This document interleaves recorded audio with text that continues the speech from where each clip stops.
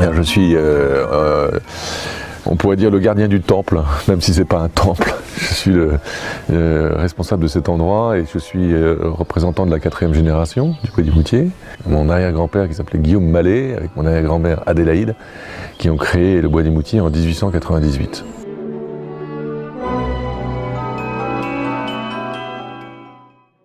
Alors l'histoire commence en 1898, mes arrière-grands-parents, tout jeunes mariés depuis 2 ans, cherchent un lieu pour pouvoir s'installer, créer un jardin, puisqu'ils étaient tous les deux absolument passionnés par les jardins, et surtout créer un lieu qui soit au service de la cause qu'ils défendaient à l'époque, qui était une cause théosophique. En un mot, c'est brotherhood, l'entente entre les hommes.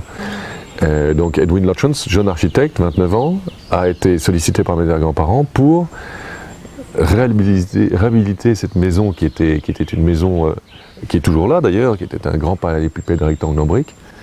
Et ce que l'architecte a fait, c'est qu'il a rajouté des volumes, changé les espaces intérieurs, accroché cette maison au territoire en construisant des murs, en faisant des cloisonnements, des chambres de verdure, et en faisant tout un travail au niveau du sol, ce qu'on appelle le calpinage. Et il a donc installé finalement le canevas de ce projet architectural. Est intervenue sur ce projet au même moment Gertrude Jekyll, la fameuse paysagiste anglaise de renommée internationale, qui adorait travailler avec Edwin Lutyens, et ça faisait partie de leur première collaboration. Ce jardin est le seul jardin de Gertrude Jekyll sur le continent européen. Et en fait, on retrouve du côté grosso modo sud de la maison des jardins qui sont des jardins dessinés, donc avec le savoir humain de l'architecture, du travail de la pierre, du calpinage de sol, des briques, etc. Et puis tout un savoir-faire de Gertrude Jekyll autour du principe des mixed borders.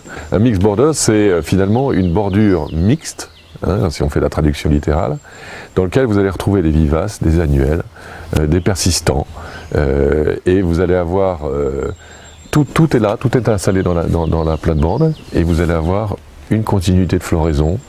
Et Gertrude Jekyll était très sensible à cette question-là, c'est-à-dire que essayer de reproduire avec nos moyens humains ce que la nature fait très bien, de façon extrêmement harmonieuse. En opposition ou en dialogue, puisqu'ici tout est dialogue, tout est 1, 2, vous avez ce grand parc qui lui est la manifestation de la nature dans sa splendeur. Chacune des espèces de ce parc ont été plantées en masse et finalement en très petite taille, et c'est finalement la nature qui a choisi l'emplacement de chacun des végétaux.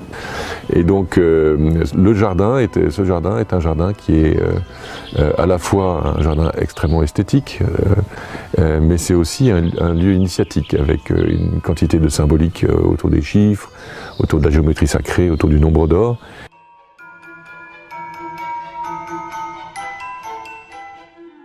Réfléchissons ici au Bois du Moutier de façon ouverte, avec ce principe d'amour qui est difficile à prononcer dans notre société, et qui va peut-être permettre de faire en sorte que les hommes stoppent un peu leur folie dans tous les domaines de leur action.